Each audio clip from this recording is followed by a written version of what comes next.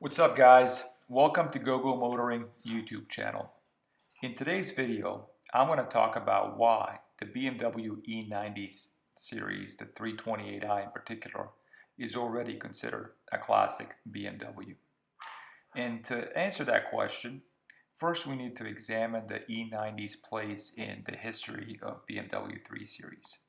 The E90 3 Series was first produced, is the fifth generation of the BMW 3 Series, and it was first produced in North America in 2006 in sedan form. It was produced until 2013. The 2011 was the last year of the sedan, and then the E92, which is the coupe, was produced for a couple more years thereafter. And when the E90 series was released, it was released following huge sales successes of the previous generation BMW 3 Series. By the time that it was released in 2006, the BMW 3 Series was the undisputed leader of the entry-level sports sedan market. In fact, it effectively created that entire market for cars. The E46 BMW 3 Series was a huge sales success. It won numerous accolades, and it was considered the best sports sedan, luxury sports sedan on the market. E36 BMW was the same way. So was the E30. And although as different generations of the BMW 3 Series were released, each of them tended to get a little bit bigger, tended to get a little bit more luxurious, tended to get a little bit softer. And that's something that the BMW enthusiasts would often complain about whenever there was a new generation of the 3 Series that was released. But up until the E90 series, including the E90 series, the core elements of what made BMW 3 Series what it was, which was the ultimate driving machine, the ultimate sport sedan, were the same, and they remained unchanged from the E36 generation to the E46 generation to the E90 generation. And what those critical elements were, they were the following. One, it was the naturally aspirated BMW inline-six engine. It was the manual transmission. It was the rear-wheel drive platform, and it was the hydraulically assisted steering racks. Okay, so if you look at the E36 generation of the 3 Series, if you look at the E46 generation of the 3 Series, if you look at the E90 generation of the BMW 3 Series, these four critical components were present in every generation. Naturally aspirated inline-six engine, rear-wheel drive platform, manual transmission, hydraulically assisted steering rack. And that's effectively that was the platform that the BMW 328i, the E90, the E92 BMW 328i, that's the platform that it came equipped with. When the sixth generation BMW 3 Series came out, i.e. the F30 generation, a couple of these critical components that I just talked about were missing. Mainly, the F30 generation was the first generation of the BMW 3 Series in recent history where where a purchaser could not buy a car that came equipped with a naturally aspirated inline-six engines. The F30 initially came in two trims, the 328i and the 335i, and the 328i came equipped with a turbo four-cylinder engine. And then the 335 resembled the same platform that you could find in the E90 generation, which was the N55 engine, which was a twin-scroll turbo engine, naturally aspirated inline-six. So the F30 was the first time where the consumers could not buy a naturally aspirated inline-six engine in a car. Additionally, the hydraulically assisted steering rack that the E90 generation came equipped with and the previous generation of the 3 Series came equipped with was replaced with an electrically assisted steering rack in the F30.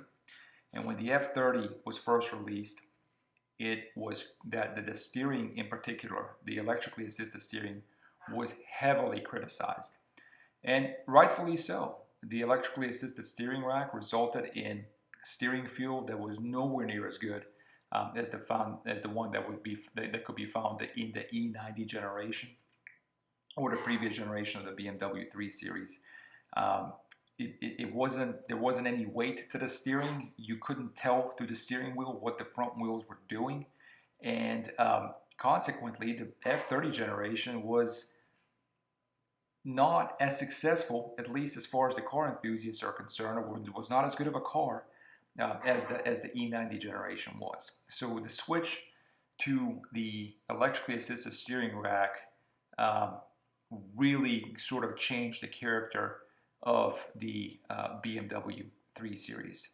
And then obviously not giving consumers the option to buy a BMW 3 Series with a naturally aspirated inline six engine was another big departure from what had been available to consumers since really the 90s, whenever they were looking to purchase a BMW 3 Series. The other thing that the F30 generation introduced, which was not available in the E90 generation 3 Series or the previous generation of the 3 Series, is that it introduced multiple driving modes. And those multiple driving modes meant that you, at the touch of a button, you could sort of change the character of the car. If you were an Eco Pro, you wouldn't have as much power because the whole mode would focus on fuel consumption. And then there was also Comfort and Sport Plus. And although those different modes did sort of change the feel of the car, what ended up happening as you were driving the F30 generation in comparison to the E90 generation and the previous generation of the 3 Series is that the car just never felt like it was purpose built, that it had a specific sort of a function, that had a specific theme as it was being designed and engineered.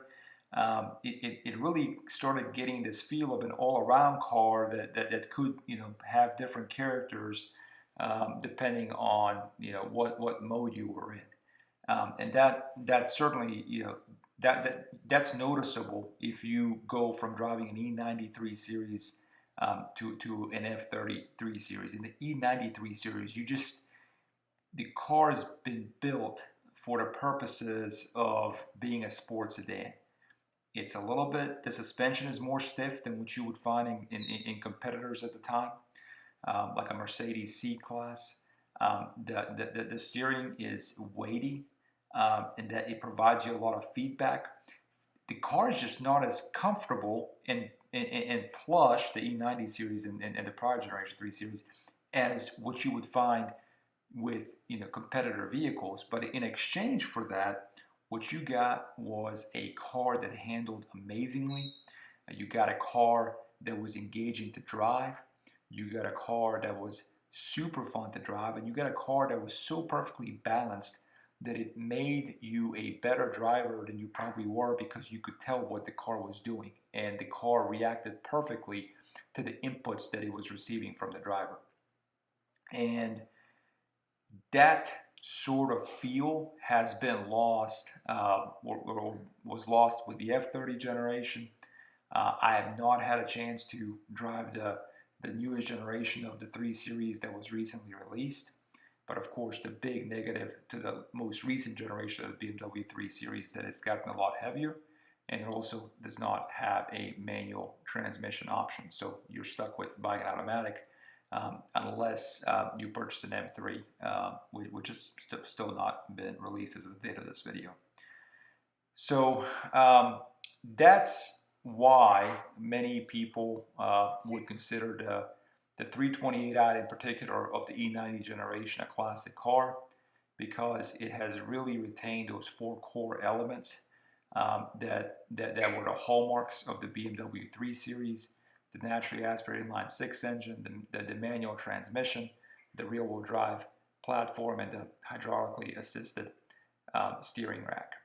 So my suggestion would be, if you're a fan of those hallmark features of the BMW 3 Series, try to find an E90 328i generation while you still can, and enjoy driving that car, because it truly is a classic. So that's it for this video. Appreciate your watching.